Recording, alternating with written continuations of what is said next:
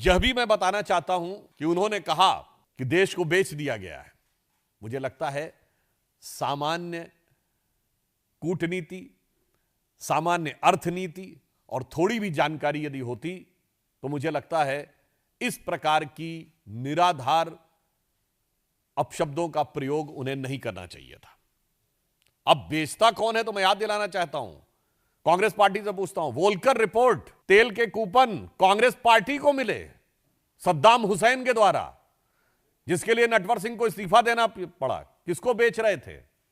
Indo US nuclear deal उस समय के deputy chief of mission Steven white के पास, मैं नाम नहीं लेना चाहता हूं, बाकायदा न्यूज आई कि कांग्रेस का एक नेता पहुंच के कहता कि हमने सारे पैसे का अरेंजमेंट कर लिया है। और एकमात्र मौका जब सदन के पटल के ऊपर सांसदों ने पैसा रख के कहा कि हमें यह पैसा दिया गया था ताकि उस डील को पास कराया जा सके। कौन देश को बेच रहा था और कौन देश के आगे झुकता था?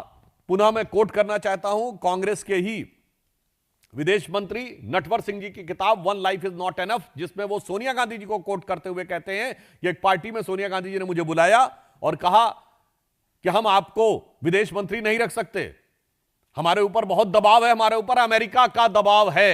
यह मैंने आपके विदेश मंत्री को कोट किया है, जो आपके परिवार के सबसे खास रहे हैं।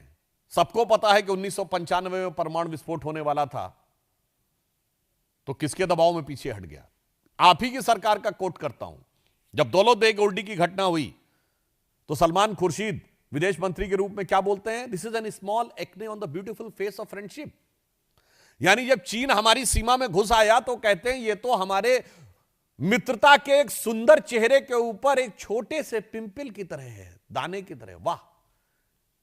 आपके रक्षा मंत्री सदन के पटल पे कहते थे कि हम तो इंफ्रास्ट्रक्चर बनाएंगे ही नहीं, और देखो आंखें खोल के भाई कि मोदी जी की सरकार में सीमा पर कितना इंफ्रास्ट्रक्चर बना है, और उसके बाद तय करो कि कौन सच बोल रहा है कौन झूठ बोल रहा है। और रक्षा मंत्री ने ए के एंटोनी जी ने कहा था यह हमारी लंबे समय से निर्धारित नीति थी, यानी कोई बाध्यता थी, परिस्थितियां थी, नहीं बन पा रहे थे, ऐसा नहीं।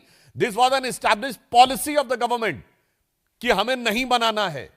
हम फिर भी यह कहना चाहते हैं कि शायद राहुल गांधी जी को बहुत ज्यादा आज भी देश को समझ में आता है कि विदेशी चीजों के प्रति कांग्रेस पार्टी को बहुत लगाव है, और हर विदेशी कंपनी के पक्ष लेना और भारत में भ्रम फैलाना।